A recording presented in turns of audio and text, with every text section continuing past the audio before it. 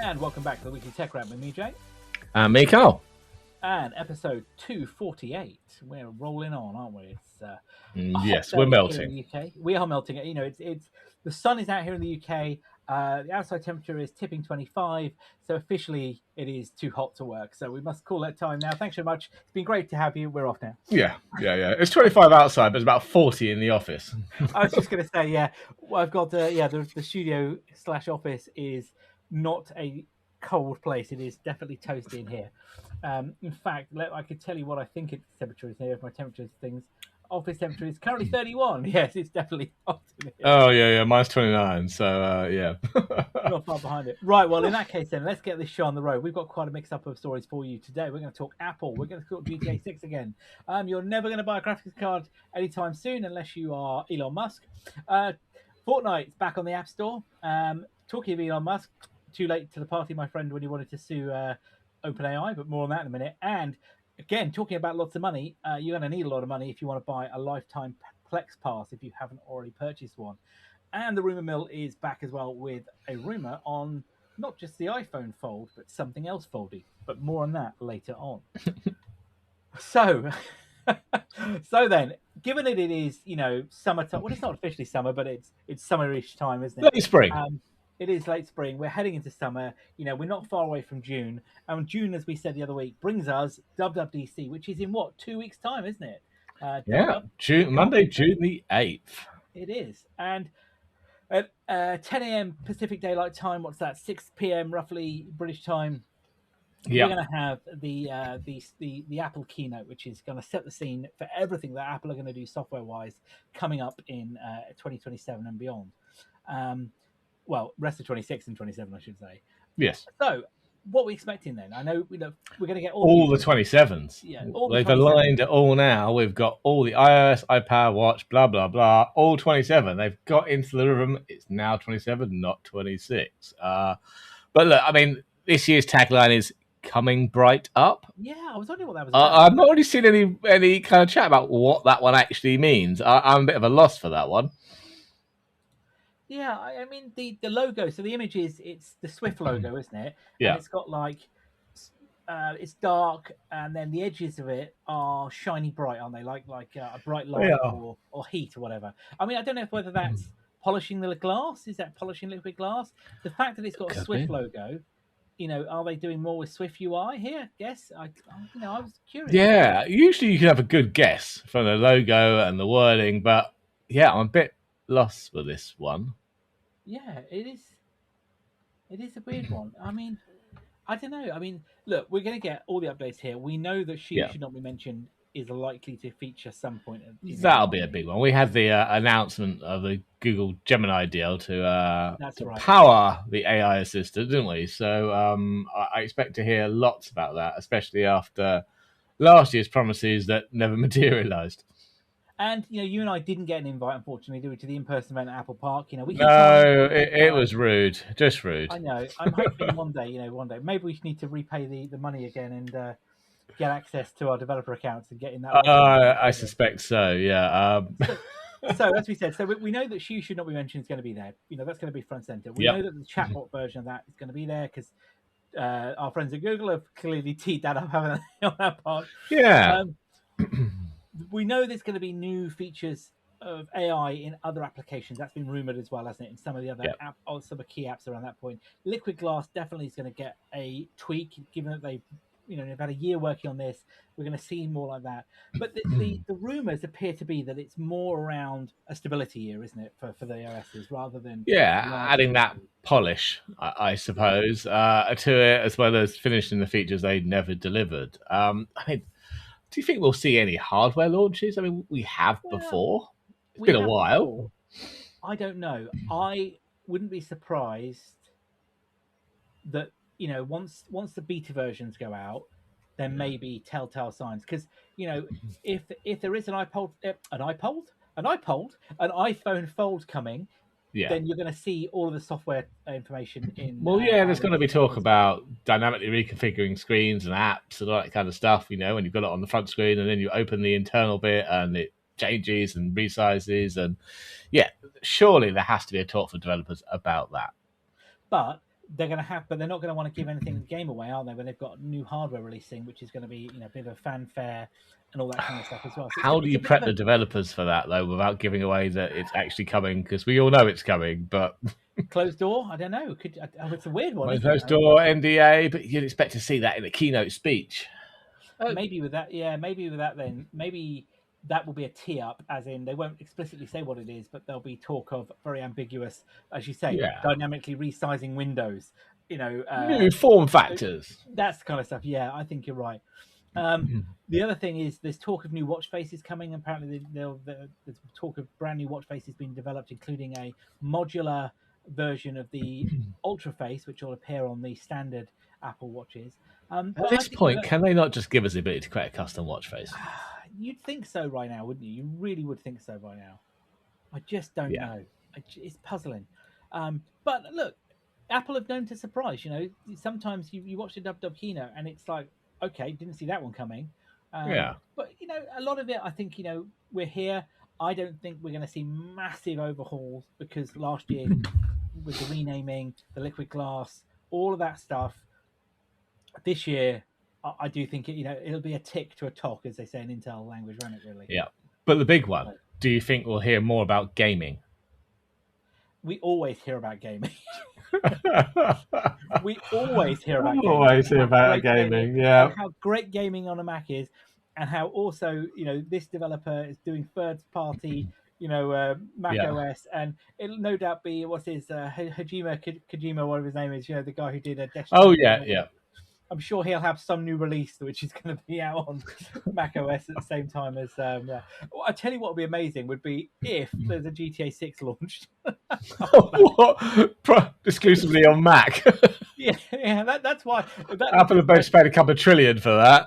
Yeah, that leads us nicely into the next story, which is around the pre-orders for GTA 6, which haven't come to pass, have they? They did not. No, it was meant to be Monday, just gone, wasn't it?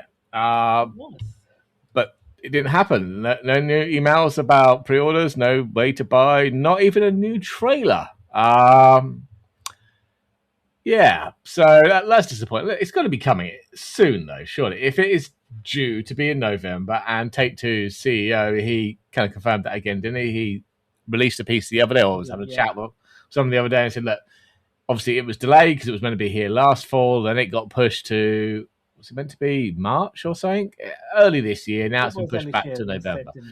And he said it's still on track for that one. So if that is the case, then surely at some point in the next month or two, we should be getting new trailers, potentially pre-orders, some point soon. Yeah, I wonder whether or not they're setting up for a summer launch. Pre-order 3 months out, I reckon. Yeah. Summer launch, big fanfare, over the summer to generate, good orders, pre-orders, and then go from there with that launch. It makes sense. I think it's going to be likely. If it's too long, not that people lose interest, but people then you want to give a sense of anticipation as opposed to thinking, oh my god, that's 6 months away, and a lot can change in 6 months, can't it? People's. But do they? This is GTA. I reckon they could just launch it tomorrow and it would sell by the bucket load.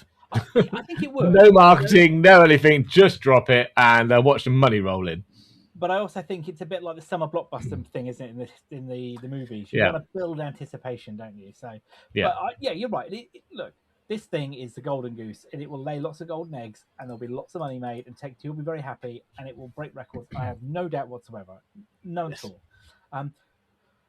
Though, at the moment, nobody knows what it's going to cost or where it's going to be out. But, it's going to happen. It's going to have to happen soon. It's a big one. I think this will be an $80, £80 game. Yeah, I think we're pretty confident on that now, aren't we? 70 minimum. Yeah, and look, as we both said the other week, dust down those Xboxes and move them out of the kids' rooms and they need to find a space for it in the office somewhere. Oh, don't! I'm trying to find a space for a Lego Starship Enterprise D, and that's huge. I haven't built it. I still haven't built it. I don't know where to put it. I've still got like 5 or 6 sets left to build and a half-built Home Alone house. Oh, I really need to get back into the Lego. Before we move on there, how are you getting on with Forza? Because I know you teed up Forza on the launch, didn't you? I took a few days off work. Monday, I just potted around doing stuff. Tuesday and Wednesday when it launched, I had 2 solid days playing it. Yeah, thoroughly enjoying it. Nice to be on the correct side of the road again in Japan. I agree. Definitely the right place to be. I have to say though, I haven't played it beyond just firing up and look at it. Very much it's in the I can't speak today. I apologize. The Horizon genre is alive and well. All of the key stuff, the music, the colors, the gameplay looks really, really good. Yeah. What I will say though is I've seen a load of the videos now that the embargoes are all out, where people are comparing it to scenes from Grand Theft Auto, from LA Noire, from other classic games where there are similar vehicles and similar shots, and also some of the gameplay mechanics. They say that in 2026 this doesn't look like a 2026 game, but my view on this is that it's not meant to be a full-on simulation game. It's an arcade game. No, it's an arcade racer. Look, I think the game mechanics haven't really changed from Horizon 5 and Horizon 4, and but that's what we want. We want more of the same in a new location. Some of the cars I was hoping would be there aren't there yet, but they might come out. There were some surprising new cars. Some of the new bits this year. You can customize your garage. So when you buy a house, you get like a 3 or 4 bay garage that comes along with it, and you can go and clear it all out, build bits in it, just display cars and stuff. I'm not into that one too much. But one of the houses you can it comes with a lot of acreage. You can actually go and build a racetrack in your back garden in the game. And then it has those big events. I've only done one of them so far, where you race basically a giant mech. Okay, that's definitely Japan. If you're racing, it was full on. Like it wasn't Gundam or anything like that. It was one of the other ones I can't remember. But yeah, you race a full on mech from the outskirts of the map into central Tokyo. Okay, I'm down for that. I did see a video on YouTube of somebody who decided to race the bullet train, and they bullet train went fast, and then they went fast, and they were doing 400 miles an hour at one point. I was like, "What? Wow, that's a car and a half." Yep. Yeah, I was like, "What is going on?" So it looks like a very fun game, at least. Always a classic pick up and play, though, isn't it? It is, and it's got a nice variety of landscapes because it's the cars. I was doing some of you can get jobs, can't you? I was pootling around as a food delivery driver. Oh, very cool. And you start as like a apprentice, and then you move up to junior and stuff like that. And then each time you jump up in role, you get a better delivery van, a faster delivery van. Yeah, I'm sure my delivery van can do 200 miles an hour at the moment. It's a bit crazy. I mean, those delivery guys. I know they were going well, but the food is not getting there in one piece. It's all over the inside of the windscreen. Oh yeah. I was going to say, here's your delivery. I'm afraid whatever you ordered is in many pieces now. We'll come back to you on that. Get a refund. But no, it definitely sounds very good, and I look forward to hopefully having lots of fun with it and having a play on that. So very good. All right. So talking of gaming, though, I mean, thankfully I have a graphics card. I know you have a new one, but not that new one. It doesn't look like at the moment, unless you've got buckets of cash, you're going to be buying another graphics card, don't you? No, exactly. This is, of course, all down to our favourite Rampocalypse and AI. But the rumour is that the Chinese supply chain source that Nvidia has warned to its add-in card partners, Zeus, MSI, Gigabyte, etc., that prices of cards are going up. I think this is only affecting the 5090 just because of the sheer amount of RAM it has. The 5090, which has 32 gig RAM, there's a 5090D V2 that has 24 gig RAM for the Chinese market. Because of the soaring prices of GDDR7, up by $300 per card on an already very expensive card. I know the RRP or MSRP is what, $2,000 on a 5090. They're not selling anything like that. They're more like $3,500, $4,000 at the moment. It's a lot of money, isn't it? It is a lot of money. Yeah. And this RAM situation clearly is not going away. And it's, I was funny enough, I was looking at something yesterday, I think it was on LinkedIn, that talked about Jensen Huang, and how in the late 90s, Nvidia were about to go under. I think we've talked about that story before. The one where they signed a deal with a Japanese company, and he had to go to them cap in hand and say, look, one, we can't deliver this. Two, it's not going to happen, anytime soon. Three, the money you've already paid us, we want to keep it.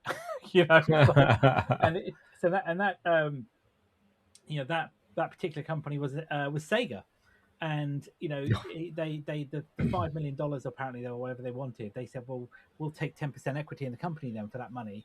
And as that story went away, and they delivered the graphics cards, and as we all know, what happened from there, story. And it turns out that Sega then sold that stake in '99 when they went public for 15 million.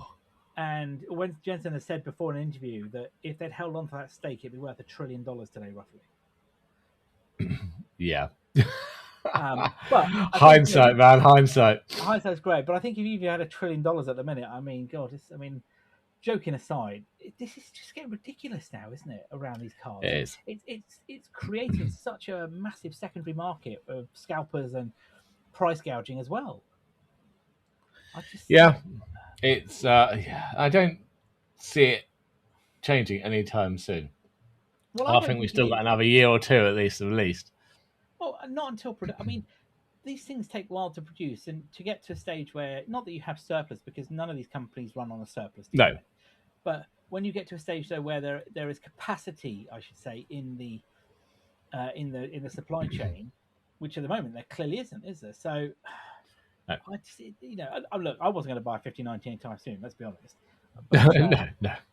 I did look. I went, no. I'll just get the 4090. But you know what I mean. That was far too rich for me. I have got a ticket in for tonight's National Lottery, which is £91 million. So you can afford maybe a couple of them. Well, I don't know. I was thinking I might need, I might end up with a bit of change left after I bought one of these. But yeah, I think that's the only time I'm going to be buying one of these. Though interestingly, when I fired up Forza to turn it on and play the tutorial, first it told me my graphics drivers were out of date, which was like, okay, yeah. Then secondly, it told me that there was a fix missing off my BIOS firmware as well. I was like, oh my god, my god, it's not that old, You do some updates, Jay. Oh, tell me about it. But yeah, look, just another. I think it's just another fuel on the fire, as they say, isn't it? To the crazy supply chain woes that we have with PC components in a minute. AI is great, but it's just eating up everything. But you can see why so many people hate it. Yeah, absolutely. Yeah. We already have issues with cost of living, just causing everything to go up in price as well. Yeah, exactly. If you were going to go and buy a PC at the minute, or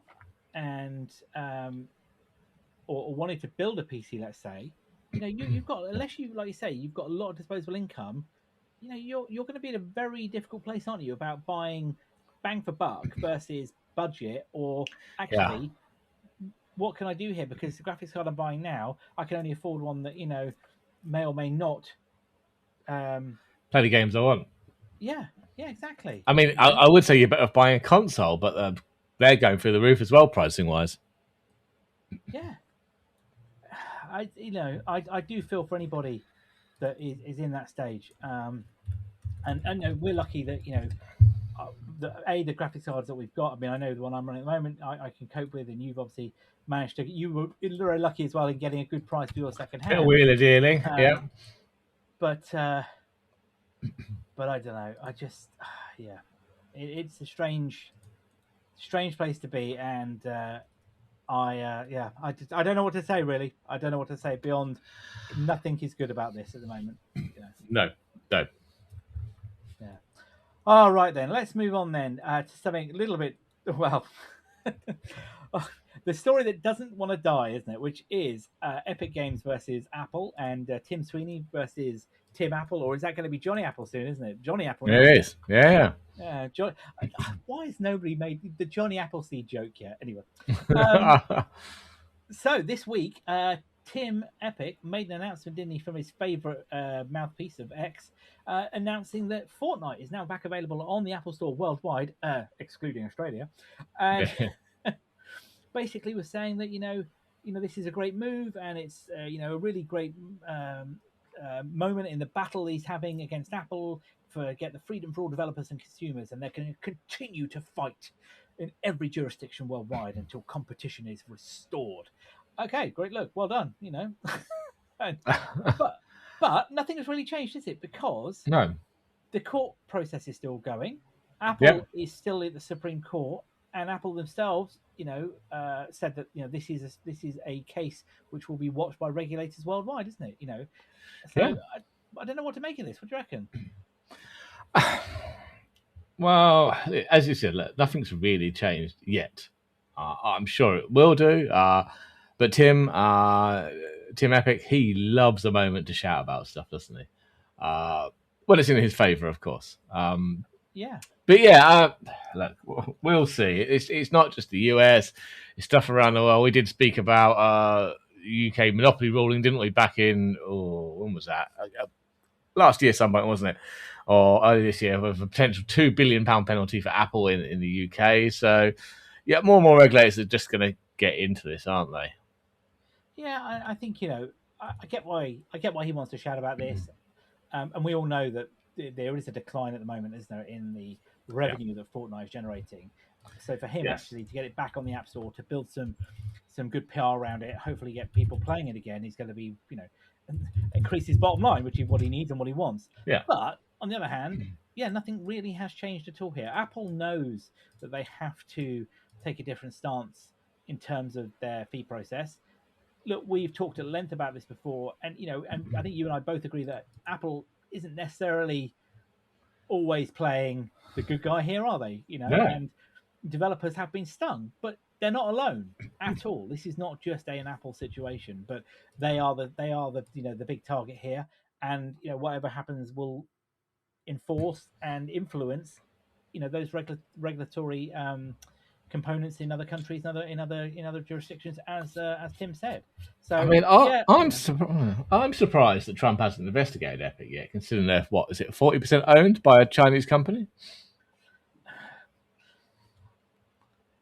He probably couldn't tell you what Epic was or what Fortnite was if you asked him. So no, but a major US company, 40% owned by a Chinese company, you thought it might have taken interest.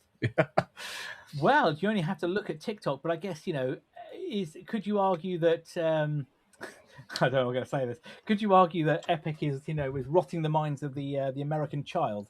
Unlike TikTok, I would argue they probably are with Fortnite. But, a bit of Fortnite, yeah. I don't know if any of your kids play it. I've managed to keep my kids away for now. Well, my son a couple of times has asked to play it on cloud gaming on his iPad, and he's played it for like half an hour or so here and there, and it's only been with his friends, so no external players. But what I will say is I've definitely noticed a change in his behaviour after he's played it. There's a weird thing about it. I'm not. It is. One of my sons has played it at his friend's house. My eldest played it for 5 minutes. And went, no, it's rubbish. I'm going to go back and play Ghost Recon. Yeah, I think my son's 11. He's not really into shooters. He his favourite game at the moment on his Switch is Dredge, which is if you've ever Dave the Diver, the one where you've got it's a bit like that, is it? A bit like that, where you've got to find fish, but this is kind of set in a H.P. Lovecraft style world. Oh yeah, I know what you mean. With the Kraken and all that kind of stuff, but the same things apply. You're a fisherman, you've got to fish, and you've got to sell stuff, and so very similar thing. He likes that. He's really enjoying that at the moment. So he's not into shooters or anything like that. That may change. Who knows in the future? Yeah, my youngest wants to, but hasn't. But now that Forza's come out, he's engrossed in that. Yeah, and I'd rather than play those kind of things. Look, I'm not going to condone it either way, because I grew up playing on my Mega Drive. I played lots of fighting games, lots of shooting games. I wasn't technically old enough when Mortal Kombat came out the first time around. Mortal Kombat. To which I bought alongside my mother in Dixon's, in the UK. I was not allowed Mortal Kombat. I had to go to a friend's to play that one. I don't think my mum understood. Also, I had a Super Nintendo, so even the version on there wasn't as gory as the Mega Drive version. No. See, I was definitely Camp Sega. Because Nintendo.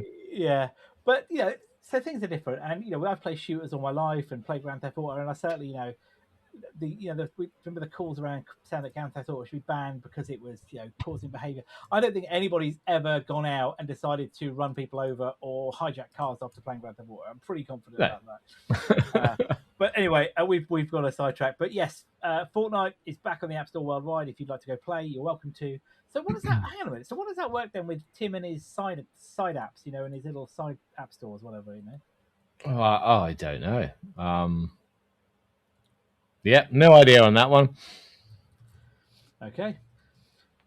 Okay, we'll go from there. But I wasn't sure because I guess you could still, in European countries at least, have the Epic App Store, isn't it? That's what they call it. You could do, yeah. Oh well, I am in no rush to go install Fortnite. But anyway, it's definitely the story, as we said, that just refuses to die, isn't it? Really? Yeah. All right. Talking then of other legal cases, there was some news this week. Then, after 3 weeks of I don't want to say deliberation because that's normally what you say, isn't it? Deliberation with the jury. The 3 weeks of court time and testimony from both Elon Musk and OpenAI, including Sam Altman and Greg Brockman.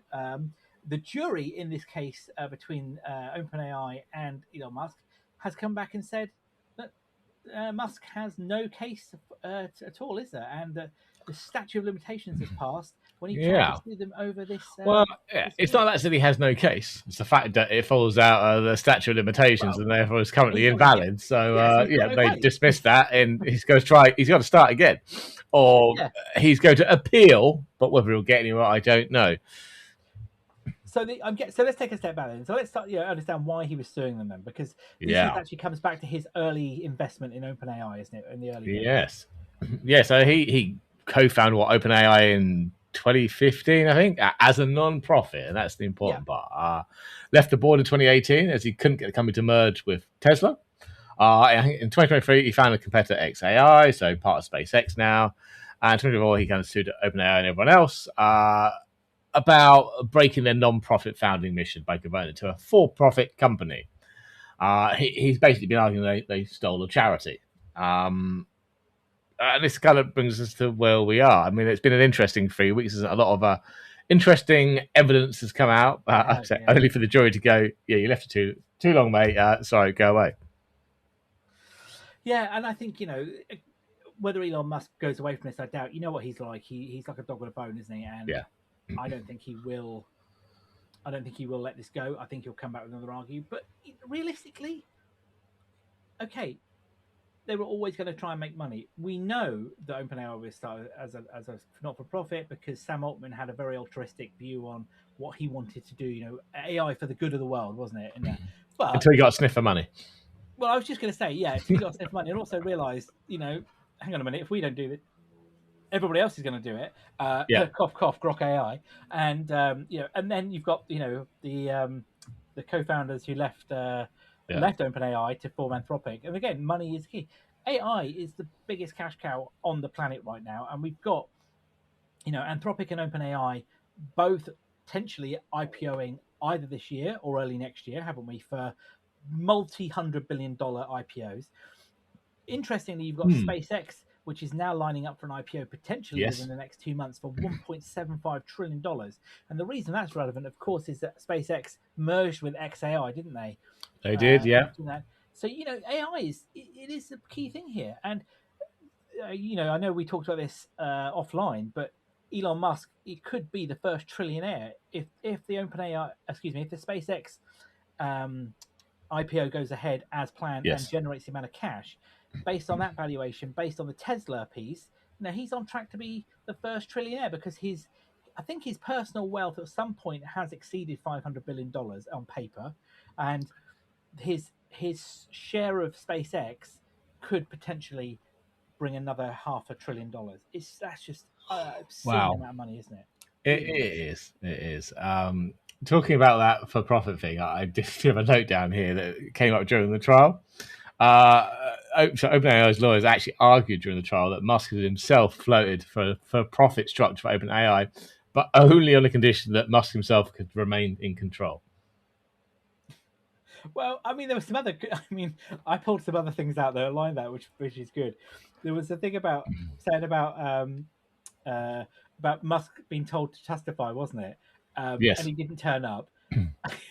and then the defense, what was it? The defense lawyer basically said Mr. Musk came to the court for exactly one witness, Elon Musk, and now he's in parts unknown. And he just refused to answer questions. It's like, this is a yes or a no question. Oh, well, but no, it's a yes or a no question. Just answer it. And it turned out he wasn't at the court because he was in China with Trump and his son visiting, President Xi. And then the other one that I thought was quite funny was about Sam Altman, because there's a lot of stories about Sam Altman being a deceptive player, isn't it? Very, two-faced, to basically say it, isn't it?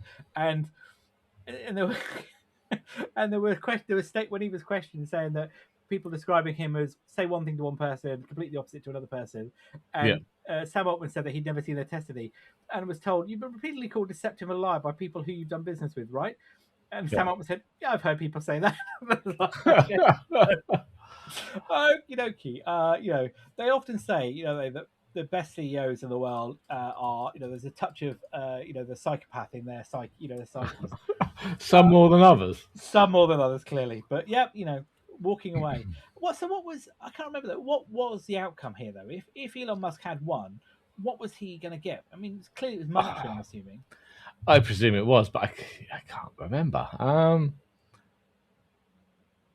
Nope, don't have that written down. I can't remember what it was now. I was going to say I couldn't find that.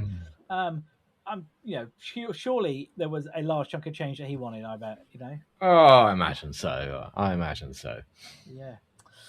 Oh well, sorry, Elon.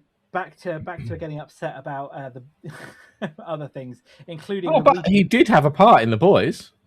Well, I was just gonna. Yeah, you must have read my mind. I was just gonna say, the final episode of The Boys has aired, hasn't it? After 5 years, hasn't it been 5 years? I think. Yeah, we pretty much can't speak about any of it. It's just not suitable for anybody, for our audience. I don't think any audience is it really. No, possibly not. The disclaimer at the start of that episode, which tells you this is rated 18 or R depending on your country, and then it says contains references to, and I wasn't really sure. It probably should have had a short list of things it didn't contain references to. Quite possibly. It was brilliant though, and yes, the old dig at Elon there. Elon got quite upset, didn't he? He did. And went off on a rant on X, and then most of the cast, mocked him. Yes, there was a character there who was a very rich person who wanted to be an astronaut, who was given that opportunity to be an astronaut, wasn't he? So, he was indeed. I would say if you're of age and you enjoy The Boys or have been watching The Boys and haven't seen the finale yet, do go ahead and watch that. If you haven't seen it and you like a bit of adult entertainment, and whilst that I don't mean adult as in the other adult entertainment, but not easily offended, then please go enjoy The Boys. It is a fantastic post superhero, or it's alternative world of superheroes to the Marvel kind of superheroes, and you will thoroughly enjoy it. So please go ahead and watch it. Very much so. Yes, Elon Musk. but if you want to watch it on Plex, it may cost you a bit more money nowadays. Yes, it will. A lot of money. $750 for a lifetime Plex pass, which is up from $250. I should add, though, isn't it? Yeah. So I mean, I own a Plex lifetime license. I think you do too. Yes. I did not pay anywhere near $750 or even $250. I think I bought it for around $50 or $60 in a sale, 3 or 4 years ago. But yeah, this is Plex basically saying, we don't want you to buy lifetime Plex passes unless you're going to give us an obscene amount of money. We want you on a subscription. So yeah, for a bit of context, I think it was back in 2025, it was $120. Obviously, get it cheaper in the sale, usually have once a year. Then it jumped to $250 in March 25, and now as of July the 1st. So if you don't buy it soon, it will cost you $750 for the lifetime. So or just go subscription, because clearly that's what Plex would like you to do. Yeah, I mean, do you know what I was thinking about this? They're going to drive a lot of people to Jellyfin, which is the the open source kind of version of this. Yeah. I mean, and let's be honest, Plex it's a reasonably niche product. Not everybody's going to be using it, so it's a smaller audience. And I was thinking about this the other day, right?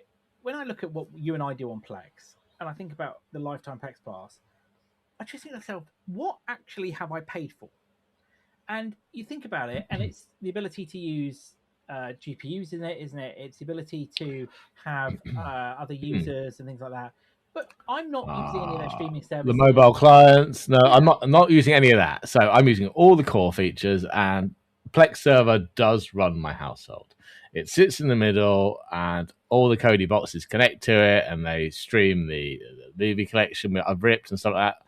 From there, it's a central bit. It holds all the metadata. It supports multiple users, so you can have watch status and that kind of stuff for each user in the house. And then when I'm going away, I have it on the iPad Plex, and I pre-download stuff. So it's very good at that, and the apps are pretty polished and generally bug-free. But yeah, the latest stuff for the last, 2 years, well, they want to become a streaming platform, but not for your own media. I don't want any of that. No, I don't want any of the extra stuff. But that's kind of what they want you to pay for with the subscription. And I don't use the Plex apps very much because I use a different front end. But from what I'd heard is, even if you had a local copy of the file, they were prioritizing the online version and just streaming that for you. It's what I mean. I keep toying with the idea of looking at Jellyfin and things like that. But then I kind of see things around the app limitations, and there's things that are not quite there yet that you'd expect with Plex. But on the other hand of it, though, it's like, I don't, like you said, I don't want the streaming. It really annoys me when I go into Plex now and it fills up half the screen with all this stuff that it's like, I don't want to stream off your pseudo Plex channel that's going to give me content. I just want to see my content, and that's what I want to provide. I like the idea, some of the things it does around like the age verification for my kids, so they get a kids account so they can safely watch that. But look, that's great. And all of that works really well on their iPads, and they use it a lot. But yeah, would I pay $750? No way. Absolutely, to your point. No. Well, I've got my value out of the lifetime pass I have. I cannot question that. I've had the value probably tenfold. Yeah, of course. And will I go to Jellyfin? I'd need to revisit it. Well, I looked at it a couple of years ago before buying a Plex Lifetime, and it wasn't there. But I need, like you, I need the ability to segregate, have different accounts who can view TV and films up to a certain age range, and I also need the apps to be half decent, and I need it to integrate into the system we already have. So It's a lot of work for me to change. Hence why I haven't done it, because I have no ongoing costs. But if I was in a subscription, I might be more inclined. I agree. I absolutely agree with you. But yeah, this is definitely one of those moments where people have gone, "Excuse me, how much?" Because it's not like a $50 increase or even $100 increase. It is $500 increase. But as Plex even said, they had even considered just eliminating a lifetime Plex pass. And just having that one, but they want to leave it available. And look, I can see that a one-time purchase for a lifetime of software updates isn't a viable business model long term. No, of course it isn't, because that's going to not give you recurring revenue, which is what you're going to need to survive as a business. So 100%, I just think they perhaps could have done this differently. Maybe, it's just my thought. So how about it goes $750 for the lifetime of all the streaming stuff, or just stays at the $250, or even cheaper for just streaming your own media? Yeah. And the biggest problem is you install it on your server and provide your media if you're not using theirs, and all the infrastructure that entails, and then you can't watch your movies when their authentication system goes down, which it has quite a few times. Yeah. So the only bit I'm paying you to provide, you failed at. And there's no reason that has to be with them. That could be a local authentication mechanism. Yeah, look, I don't know. We'll see how it goes. I mean, like you say, you and I are in a position at the moment where we need to move. But I think, if it persists and Jellyfin, features and functions look better, then you know what? Yeah. Maybe in the future it might be an alternative. But yeah, at the moment it's certainly not something we need to worry about. But no. There are people out there who I'm sure will be considering it, definitely. All right. So let's fire up the... Okay, so I know what phone you're getting this summer. Well, providing it comes out and it's not Silly Buddy. Well, it's going to be Silly Buddy, but it's not Silly Buddy. Well, all right. So we know that the iPhone Ultra or Fold, whatever it's going to be called, is likely to come this September and be the secondary flagship launch of Apple's iPhone lineup for 2026-27.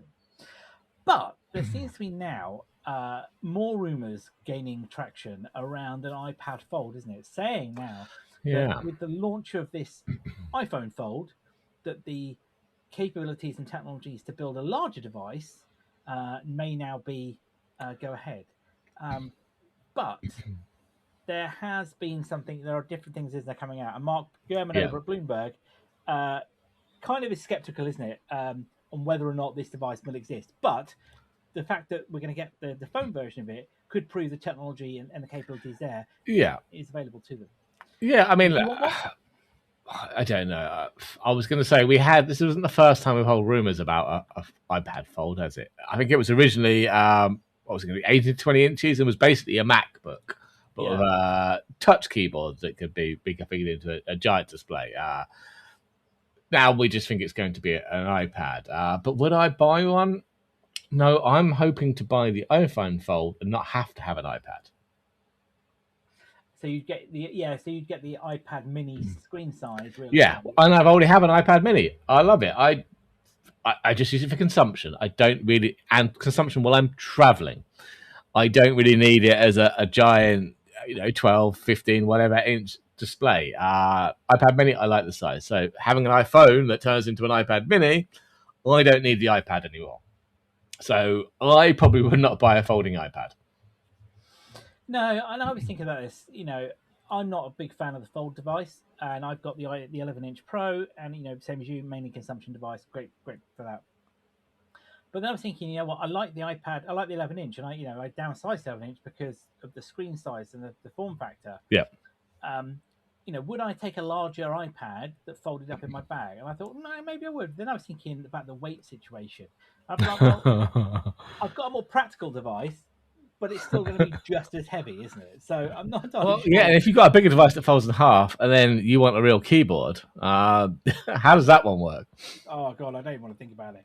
Because you stopped taking your keyboard, didn't you? Because it was basically doubling. It was more. It was heavier than the iPad was. Yeah, it was absolutely. It was very much weighing stuff down, and